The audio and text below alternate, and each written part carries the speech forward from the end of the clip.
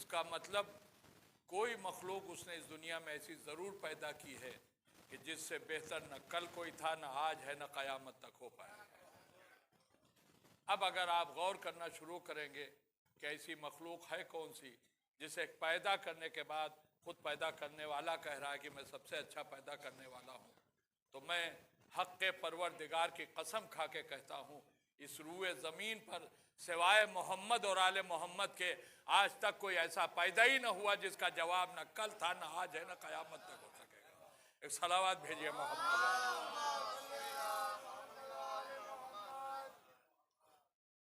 اب دیکھیں جس خاندان کا میں نے نام لیا،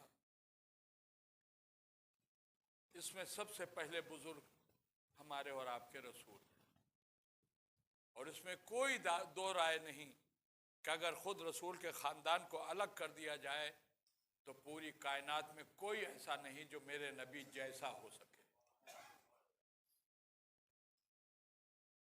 حالانکہ ایک بات ہے جو بڑے افسوس اور بڑے درد کے ساتھ کہنی پڑتی کہ خود رسول کا کلمہ پڑھنے والوں میں کچھ ایسے ہیں جو رسول کو اپنا جیسا نہیں۔ دنیا کی ہر قوم اپنے رہبروں میں وہ خوبیاں بیان کرتی ہے جو ان کے رہبروں میں نہیں ہیں۔ یہ ایک مسلمان ہے جو اپنے نبی کی ان خوبیوں کو نہ مانتے ہوئے انہیں اپنا جیسا کہنے کی جرات کرتا ہے۔ میں نے اپنی 50 سال سے اوپر کی ذاکری میں نہ جانے کتنے فضائل اپنے نبی کے بیان کیے، لیکن آج میں قرآن سے یہ ثابت کر رہا ہوں کہ رسول ہمارا جیسا نہیں۔ ایک صلوات بھیجیے آپ بہت غور کیجئے گا۔ قرآن مجید میں ایک سورہ ہے، سورہ انا انزلنا، بہت ہی مشہور سورہ ہے۔ بہت سے نمازی ہیں جو پہلی رکعت میں الحمدو کے بعد اسی سورہ کی تلاوت کرتے ہیں، کیونکہ ہمارا مذہب الحمدو کے بعد پہلی رکعت میں نماز کی سورہ کو پڑھنے کی تاکید زیادہ کرتا ہے، اس کے پڑھنے کا ثواب زیادہ ہے۔ اب آپ ذرا اسی سورہ کی تلاوت کیجئے۔ بسم اللہ الرحمن الرحیم، انا انزلناہ فی لیلۃ القدر، راتوں سے پہلے۔ آپ غور کیجئے اللہ نے کیا کہہ دیا۔ یہ شب قدر جو ہے وہ 1000 راتوں سے، 1000 مہینوں کی راتوں سے پہلے۔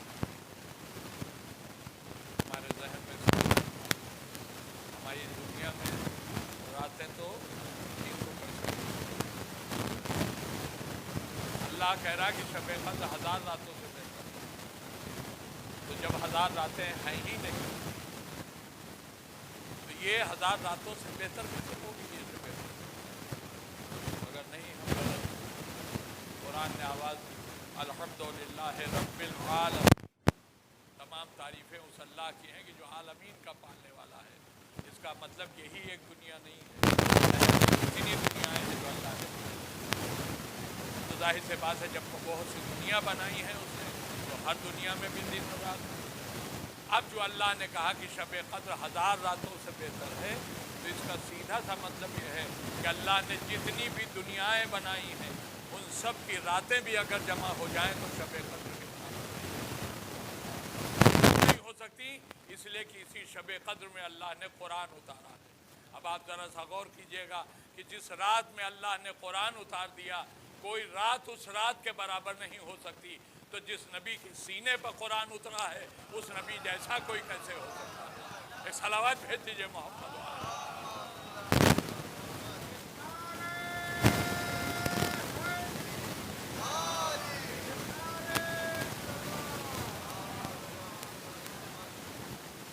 اب یہ دیکھیں میں نے قرآن سے دلیل دے دی کہ رسول ہمارا جیسا ہے۔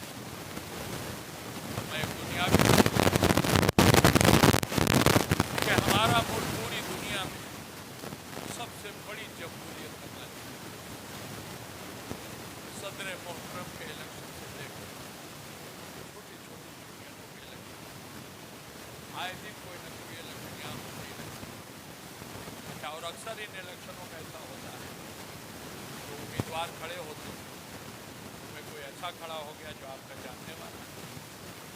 اللہ نے ہمیں پیدا کیا اور پیدا کرنے کے بعد جو ہماری کمیاں تھیں، جو ہمارے عیوب تھے، جو ہماری خرابیاں تھیں، برائیاں تھیں، ان کا تذکرہ اس نے قرآن میں کیا. اس انسان میں یہ کمی ہے، اس انسان میں یہ ہے. میں 2 عیب آپ کے بتا رہا ہوں جو اللہ نے قرآن میں بیان کیا. سب سے پہلے جس عیب کو بیان کر رہا ہوں وہ ہے کمزوری. اللہ نے ہمیں کمزور پیدا کیا.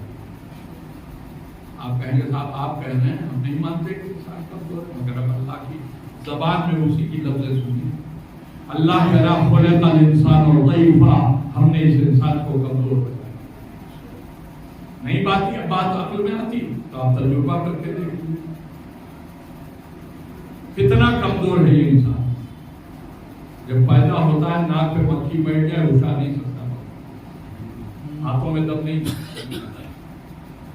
اگر یہاں پر بیٹھ کے کوئی مچھر کاٹنے لگے تو اس مچھر کو ہٹانے کی طاقت اس کے ہاتھوں میں نہیں. مچھر کاٹنے لگے تو بچہ روتا ہے. یہ رونا نہیں ہے، یہ اس کی کمزوری کا اعلان ہے کہ ہم ہٹا نہیں سکتے، آؤ مجھے اس مچھر سے نجات دلا. ہے نا کمزور انسان. مگر اب غور کیجیے گا، یہی کمزور انسان جب جوان ہوا تو اتنا طاقتور بن گیا کہ شیر افغان اسی انسان کو ہوتا ہے. شیر افغان سمجھے آپ؟ شیر کو پھاڑ ڈالنے والا.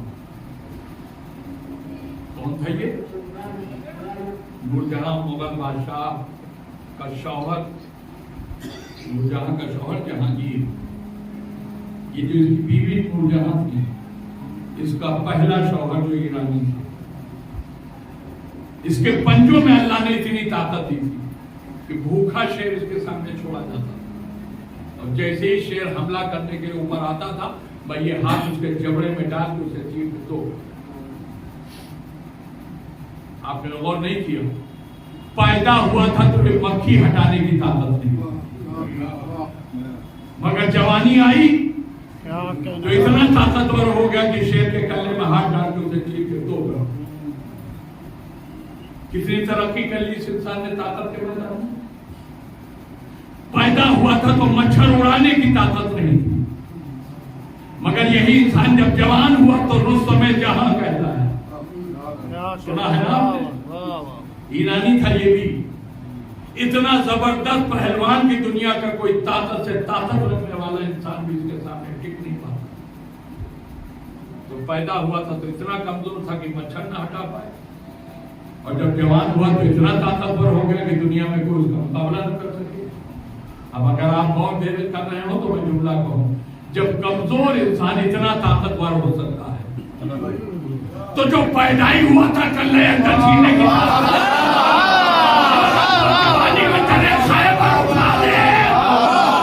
حیرت کی بات ہے نہ کوئی تعجب کا بات.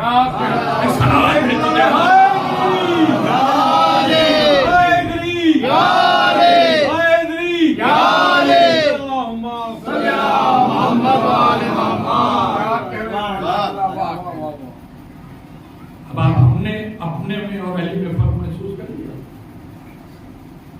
اب ایک دوسرا ہے جو قرآن میں بھی اللہ نے ہمارا بیان کیا، جہالت. اللہ کا کلام نے انسان کو جاہل پیدا کیا. آیت سنیے، بسم اللہ الرحمن الرحیم. واللہ اخرجکم من بطون امہاتکم لا تعلمون شیئا.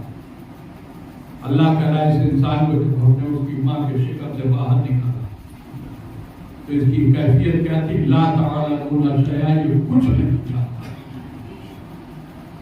کچھ نہیں جانتا تھا کا مطلب اسے الف بے نہیں آتا، اسے اے بی سی ڈی نہیں معلوم تھی، یہ کاکھا کاکھا نہیں پہچانتا.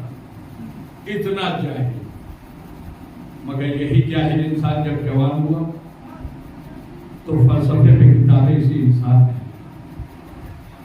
منطق کو بحثیں اسی انسان نے. چلیے جانے دیجئے، فلسفہ اور منطق کی بات چھوڑ دیجئے. آج اتنا بڑا ایک آلہ ہے جو ہر ایک کے ہاتھ میں، کیا نام ہے؟ موبائل. اتنا کثرت سے استعمال ہو رہا ہے کہ بنانے والے کا آپ کو کبھی خیال بھی نہیں آتا.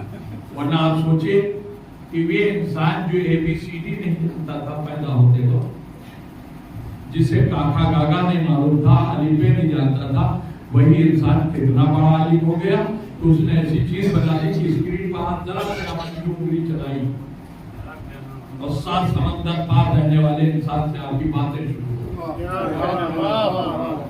اگر آپ غور کیجئے تو دیکھیں یہ انسان کے علم کا ایک کمال ہے، اتنی بڑی ٹبیا میں اس نے کیا بھر لیا کہ جسے آپ نے زندگی میں دیکھا نہیں، جسے آپ کبھی جانتے نہیں، نام سنا ہے خالی، آپ نے اس کا نمبر ڈائل کیا اور اتنی بڑی ٹبیا کے ذریعے اس سے باتیں ہونے لگی، جبکہ وہ ہزاروں کلومیٹر دور آپ سے رہنا ہے نا انسانی علم کا کمال۔ اچھا اور چلیے تھوڑا سا آگے بڑھی، اتنی بڑی ایک چیز بنائی اس نے، جی نہیں اس کا نام ہے ٹی وی، کمپیوٹر اتنا ہی ہوتا ہے، اس کا نام ہے ٹی وی۔ یہ بھی اللہ نے بنا کے نہیں بھیجا ہے دنیا میں، اسی انسان کا بنایا ہوا ہے جو پیدا ہوا تھا تو اے بی سی ڈی نہیں جانتا۔ موبائل کی تو اسکرین کو ٹچ کرنے کی ضرورت ہے، اس ٹی وی کو تو ٹچ کرنے کی بھی ضرورت ہے، وہاں سامنے دیوار پر لگائیے اور یہاں بیٹھ جائیے، ایک ہاتھ میں موبائل جیسا ہی ایک آلہ ہے جس کا نام ہے ریموٹ، آپ نے ریموٹ اٹھایا اور یوں ٹی وی کو دکھایا اور کوئی ایک بٹن دبا دیا، دنیا کے آخری کنارے پر جو انسان رہ رہا تھا دکھائی بھی دینے لگا اور اس کی آواز بھی آنے لگی۔ انسان کا علمی کمال دیکھا آپ نے، پیدا ہوا تھا تو اے بی سی ڈی نہیں جانتا اور اب جوان ہوا تو اتنا بڑا عالم، ایسی چیز بنا دی جو حیرت میں ڈال دے انسان۔ چلیے آپ نے کمپیوٹر کا نام لیا تھا تو ہم بھی ذرا سا کمپیوٹر کا نام لے لیتے، ٹی وی سے چھوٹی اسکرین اتنی بڑی، دنیا کا کوئی سوال ہو آپ ذرا سا اس پر بول کر دیکھیے، فوراً آپ کے سوال کا جواب آئے گا۔ اتنا بڑا علمی کمال کہ شاید بہت سے لوگوں کو نہ معلوم ہو، دنیا کا 8واں عجوبہ مانا گیا ہے اس کمپیوٹر کو۔ کس نے بنایا یہ؟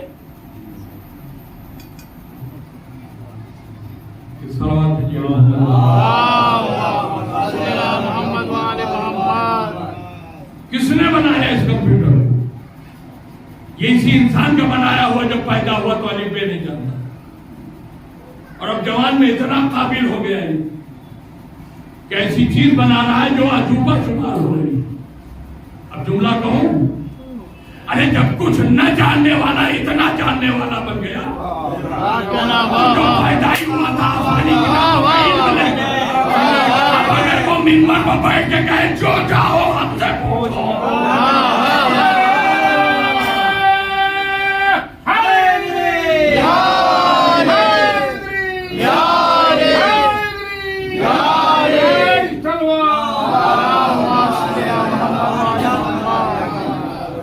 آپ کو بہت سے ایسے نالائق ملیں گے اسی دنیا میں جو کہتے ہوئے نظر آئے کہ یہ بات سمجھ میں نہیں آتی۔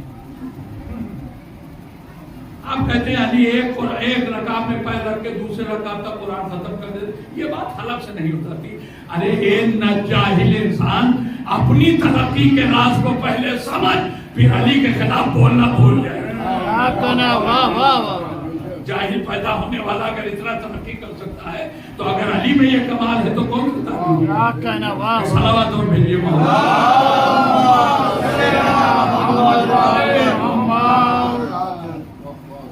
دیکھیں میں ہمیشہ اس تاریخ کا لحاظ کر کے یہاں مسجد پڑھتا ہوں، لہذا آپ توجہ دیجیے کہ میں اپنی منزل سے قریب ہوں۔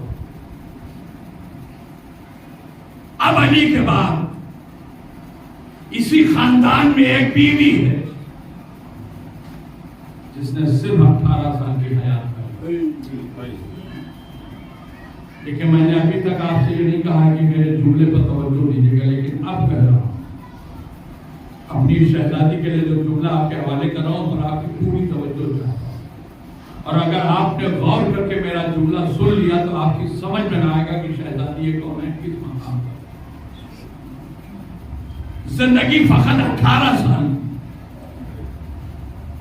مگر اتنی صاحب کمال اور اتنی صاحب عظمت بیوی.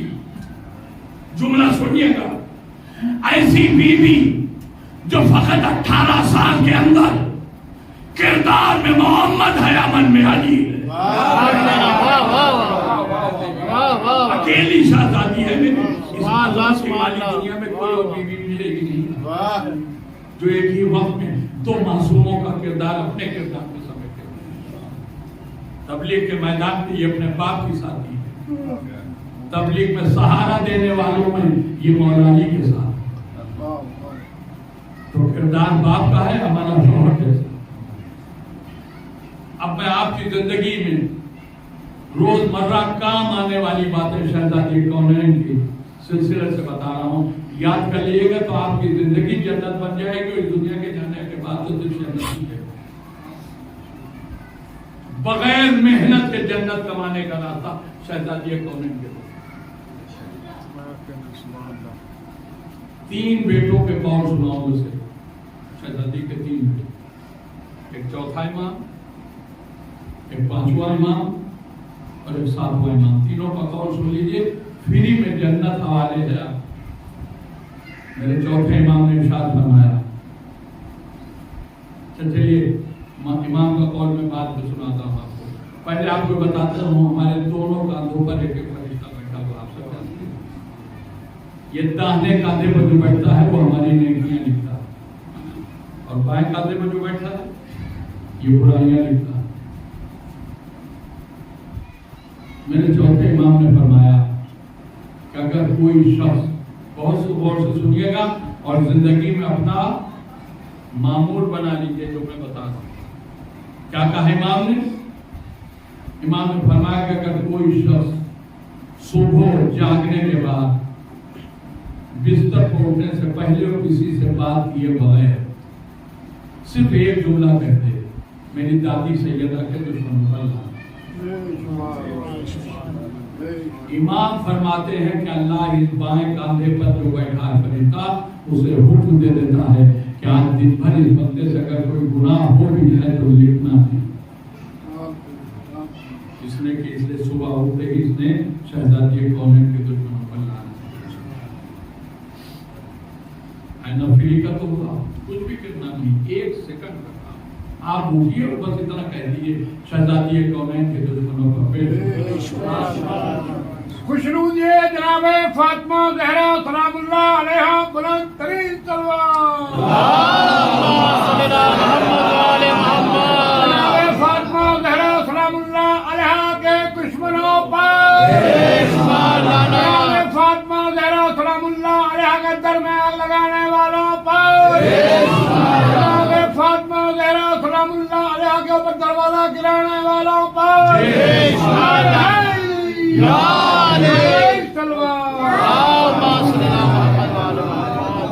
اب ذرا 5ویں امام کا قول سنیے.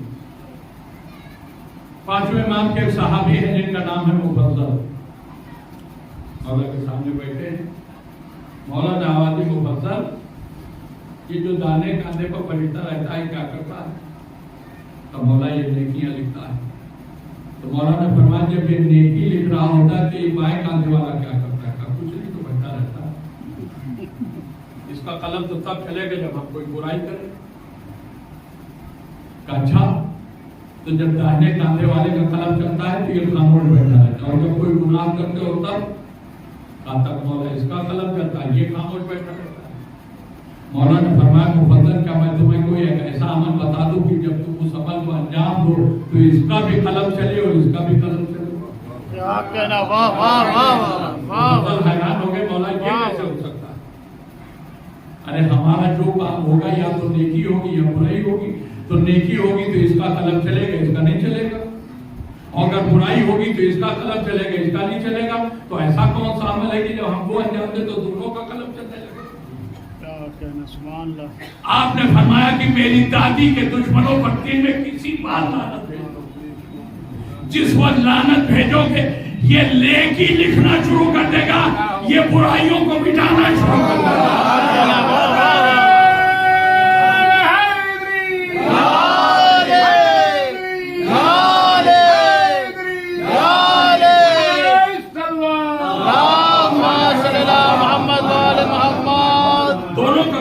ساتھ چلے. اب ساتویں امام کا قول سنیے، سب سے آسان جنت پانے. صحابہ کرام تشریف فرما ہے میرے مولا نے وعد و نصیحت فرمایا. مولا نے ایک جملہ کہا کہ اگر کوئی شب قدر، لیکن شب قدر تو سب جانتے ہیں، مجھے بتانے کی ضرورت نہیں، رمضان کی 5ویں تاریخ کے بعد جو رات آئی. مولا نے فرمایا کہ جو شخص شب قدر عبادت کرتے ہوئے جاگ کے گزارے، میں وعدہ کرتا ہوں اس کے لیے کہ اللہ اسے اتنا ثواب دے گا جس کا کوئی حساب نہیں، اور اس کے سارے گناہوں کو معاف کر دے گا، چاہے وہ گناہ میدانوں کے ذروں کے برابر ہو یا بارش کے قطروں کے برابر. کوئی حساب ہے بارش کے قطروں کا؟ مولا فرما رہے ہیں کہ اگر بارش کے قطروں کے برابر بھی تمہارے گناہ ہیں اور شب قدر تم نے عبادت کر کے جاگ کے گزار دی، تو اللہ تمہارے سارے گناہوں کو معاف کرتا ہے. پر جیسی مولا نے اتنا فرمایا کہ صحابی نظاروں قطار رونا شروع. مولا متوجہ ہوئے، کیوں رو رہے ہو بھائی؟ کہ مولا اپنی بدنصیبی کو، یہ جو آپ نے شب قدر میں عبادت کے ساتھ جاگنے کا ثواب بتایا، آج تک مجھے معلوم نہیں. اس نے کہا ابھی چند دن پہلے رمضان گزرا ہے، میری طبیعت کچھ ناساز تھی، میں نے پوری رات سو کے گزارا. اگر یہ ثواب مجھے پہلے معلوم ہو جاتا تو چاہے میں مر جاتا بیماری میں رات میں سوتا.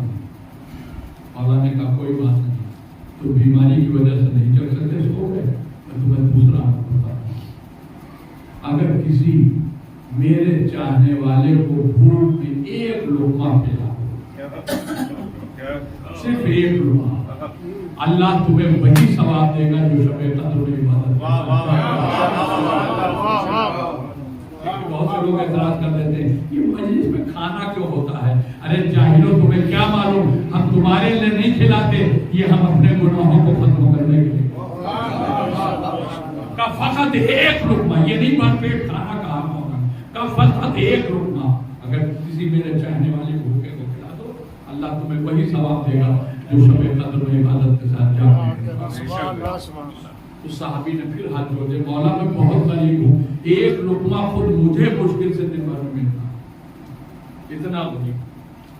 تو جب مجھے آسانی سے لقمہ نہیں ملتا میں تو دوسرے کو کیا کروں؟ مولا نے کہا اچھا ٹھیک ہے، کوئی بات نہیں، تو میں دوسرا راستہ بتاتا ہوں. اگر تمہارے سامنے سے کسی میرے چاہنے والے کا جنازہ جا، صرف ایک کاندھا رکھو. لیکن آپ سب جانتے ہیں کہ 4 کونوں پر کاندھا دینا چاہیے، بہتر یہ پہلے ادھر پھر پیچھے جائیے، پھر ادھر آئیے اور پھر ادھر آئیے، ہے نا؟ یہ مولا نے کہا صرف ایک کاندھا رکھو، تمہارے سارے گناہ ویسے ہی معاف ہوں گے جیسے شب قدر میں عبادت کے ساتھ جاگنے کو. پھر صحابی نے ہاتھ جوڑ دیا، مولا تو میرے لیے تو یہ بھی ممکن ہے، اتنی بیماریاں جھیلی ہیں کہ میں صحیح سے کھڑا نہیں ہو پاتا، تو کسی کی جنازے کو کاندھا دینے کی طاقت میرے پاس ہے نہیں، کیسے دوں؟ اچھا ٹھیک ہے، کوئی بات نہیں، یہ بھی نہیں کر سکتا. تو میں ایک اور عمل بتاؤں، کسی میرے چاہنے والے کی بیماری کی خبر ملے تو صرف اسے دیکھنے چاہیے، جا کے اس کا مزاج پوچھ لو، خیریت پوچھ لو، بس تمہیں وہی ثواب ملے گا جو شب قدر میں عبادت کے ساتھ جاگنے میں. پھر اس نے ہاتھ جوڑ دیا، مولا یہ بھی میرے لیے ممکن نہیں. ارے بھائی چند قدم تو چل کے ہی جانا پڑے گا، بیمار کو دیکھنے کے لیے میرے پیروں میں چلنے کی طاقت نہیں، تو کیسے چل کے جاؤ؟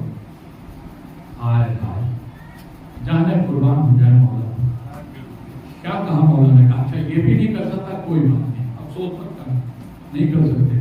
تو ایک کام تجھے ایسا بتا رہا ہوں کہ جو مرتے وقت بھی تو کر سکتا.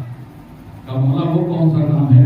کہا جب رات میں تو اپنے بستر پر سونے کی نیت سے لیٹے تو سب سے پہلے میرے دادی کے دشمنوں پر لعنت بھیج دے، تجھے وہی ثواب ملے گا جو شب قدر میں عبادت کے ساتھ جاگنا. ایک صلوات بھیج دیجیے.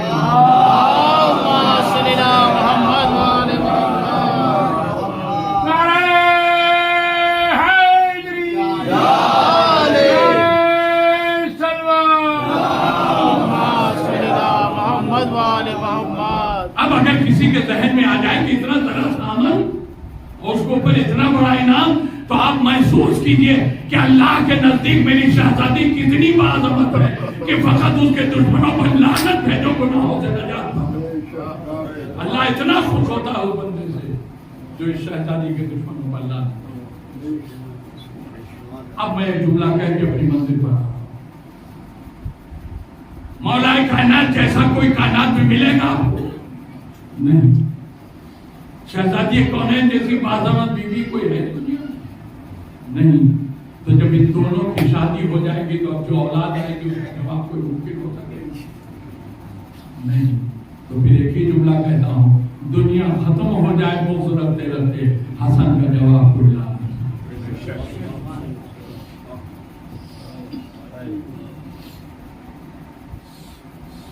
اگر آپ اجازت دیں وقت میں تنگی ہو تو میں ایک فضیلت امام حسن صلوات کے لیے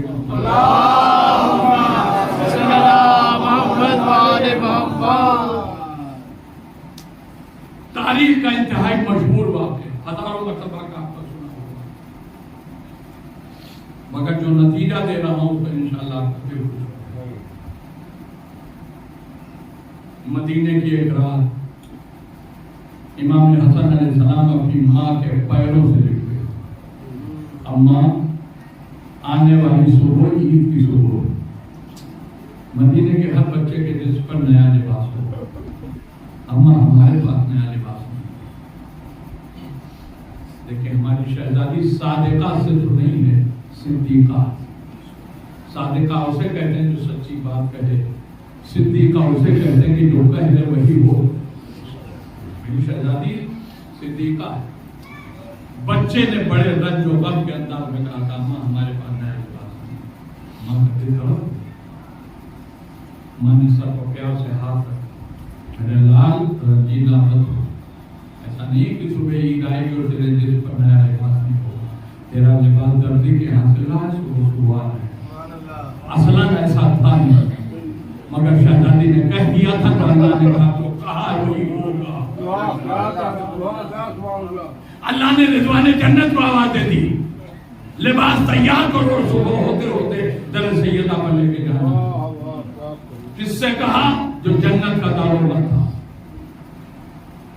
کہ لباس تیار کرو حسن کے لیے۔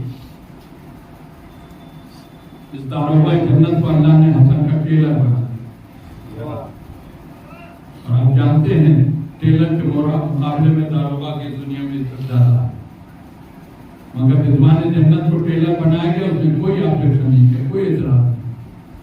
میں نے کہا رضوان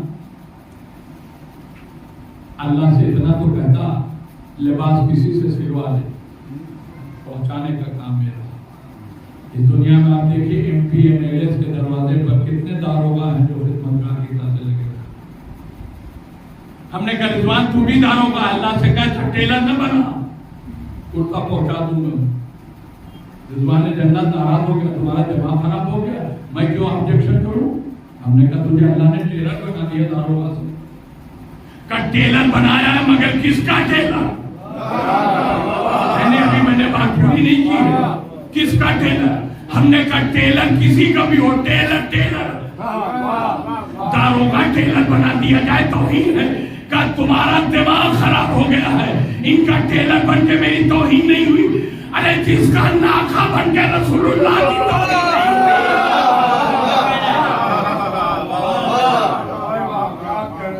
جس کا ناکھا بن جانے کے بعد رسول کی بے عزتی نہیں ہوئی، اس کا ٹیلر بننے کے بعد میری توہین کیسے ہو گئے؟ ایک صلوات بھیج دیجیے۔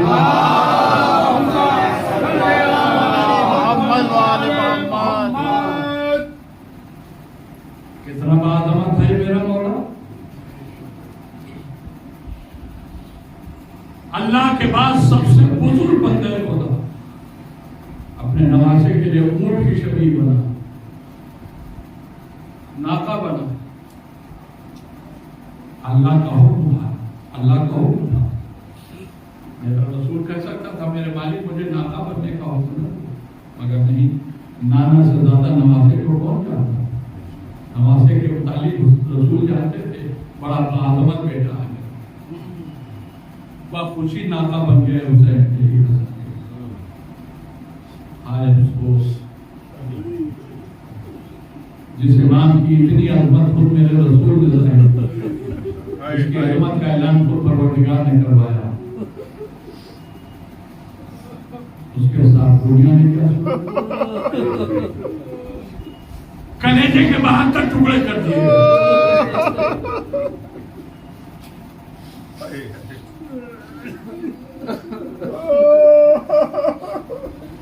میرے پاس لفظیں نہیں ہیں، میں کیسے بتاؤں کہ میرے امام پر کیا ہوا.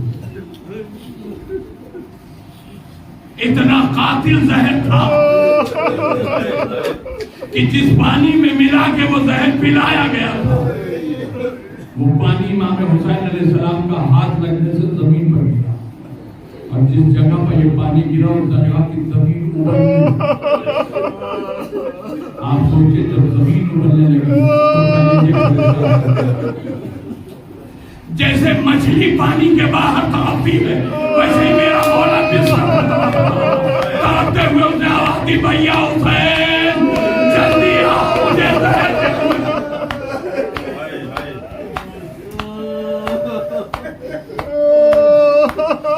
زندگی میں اتنے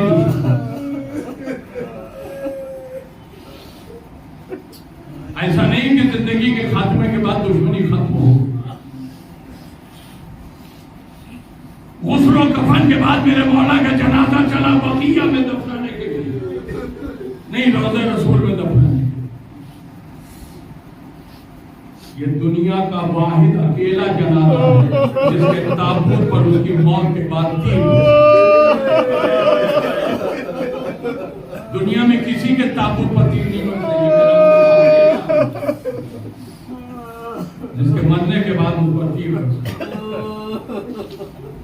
اور اب ایک جملہ کہوں جو آپ کے دلوں کو بے قرار کر دینے والا ہے، آپ تو خالی سن کے رو رہے. آپ ذرا اس عباس کے دل سے پوچھئے جس نے اپنی آنکھوں سے اپنے آقا کے دل پہ پرواز کی.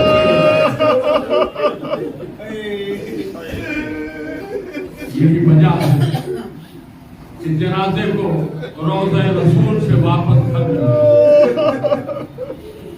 جہاں اس مصیبت میں پہلا جنازہ ہے کہ آپ کے تابوت پر تیر برسے ہیں، ویسے یہ دنیا کا واحد جنازہ ہے جو دفن ہونے کے بعد گھر سے نکلا لیکن پھر واپس گھر آیا.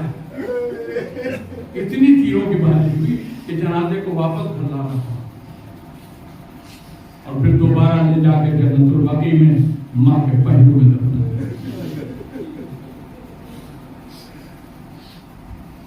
جنازے پر جو تیر برسے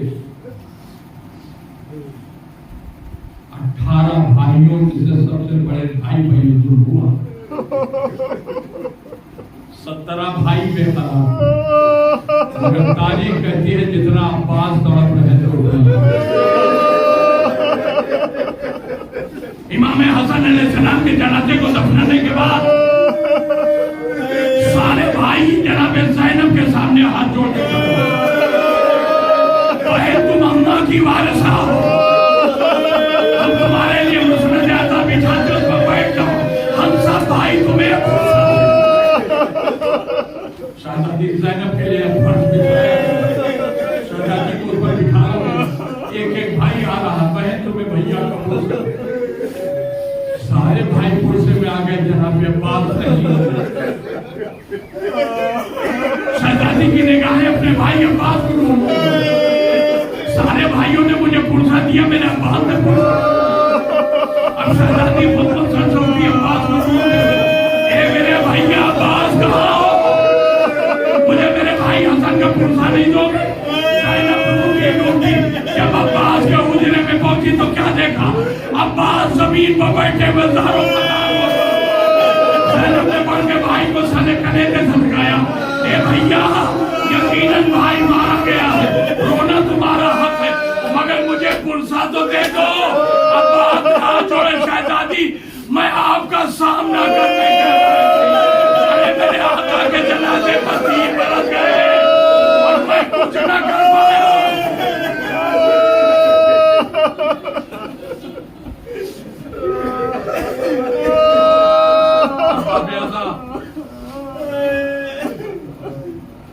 शहजादी ज़ैनब का दिल तड़प रहा था।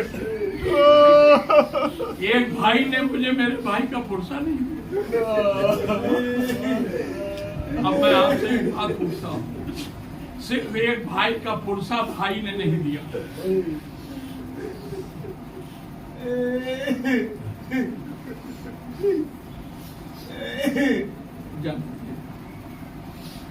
ज़ैनब इतना बेकरार, सिर्फ पुरसा न मिलने पर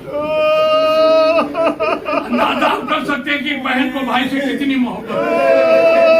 अब मैं आपसे पूछता हूँ, भाई का पुरसा नहीं मिला तो ज़ैनब परेशान हो गई, उस वक्त ज़ैनब का क्या हाल हुआ होगा जब हुसैन के गले पर जाता हुआ।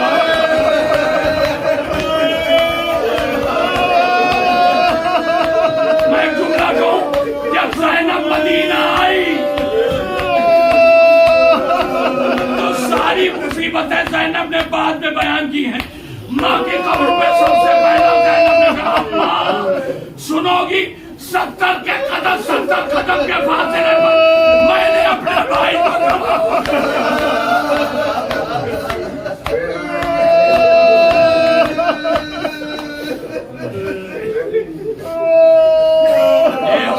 मैं रोती रही, ए अम्मा मैं फरियाद करती रही, मगर शिमर ने मेरी तरफ कोई तवज्जो नहीं, मेरे भाई को ज़बह कर दिया। इस भाई को ज़बह होते देखकर मेरी शहजादी पर क्या गुजरी मैं बताऊं। एक अकलों में नहीं आता, लेकिन हकीकत है, ज़ैनब आशूरा की दोपहर तक बूढ़ी नहीं हुई, लेकिन हुसैन को ज़बह होते देखकर इतना दिल बहादुर हुआ कि 11 मुहर्रम की सुबह ज़ैनब के बाल ज़ैनब के गले के टुकड़े हो गए थे। अरे मेरा भैया,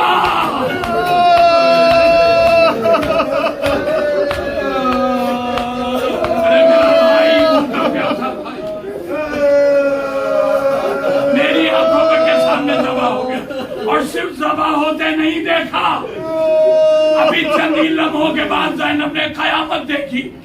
घोड़ों की नालबंदी शुरू हुई, शहीदों ने लाशें बाहर खोले लगे, हर एक शहीद के रिश्तेदार उसका जनाजा उठा रहे, एक फातिमा के लाल का जनाजा जिसे उठाने वाला कोई न था। इधर से घोड़े उधर जा रहे थे, उधर से घोड़े इधर जा रहे थे, और 2 बीवियों की सदाएं फिजाएं सुन रही थी। एक दुखिया माँ, ए जालिमों, मेरे लाल के लाशे को मारा करो, और एक ज़ैनब थी जो फरियाद कर रही थी, ए जालिमों मुझे पामार कर दो, मेरे भैया का वाह मुसीबत।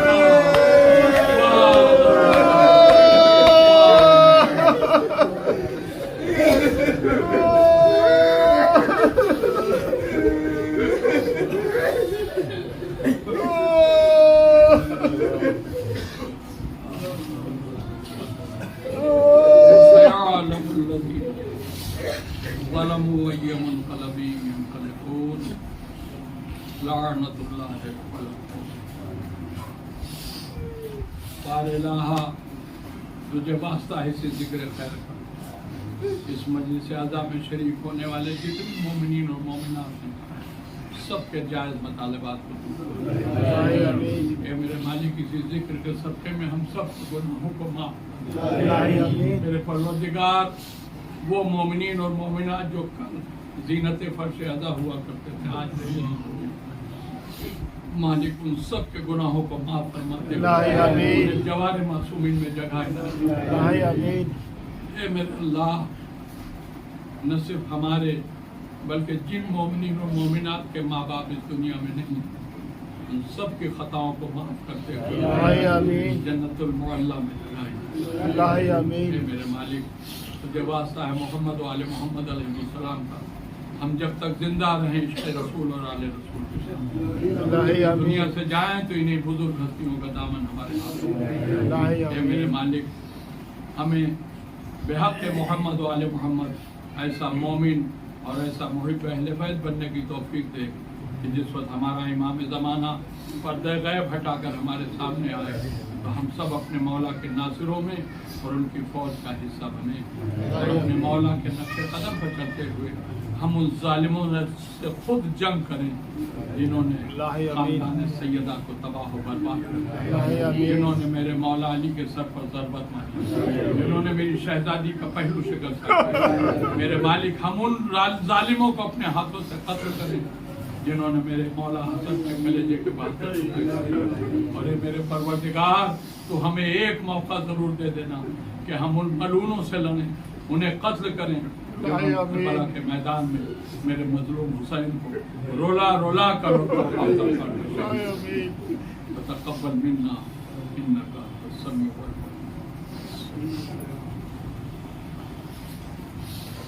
العلیم۔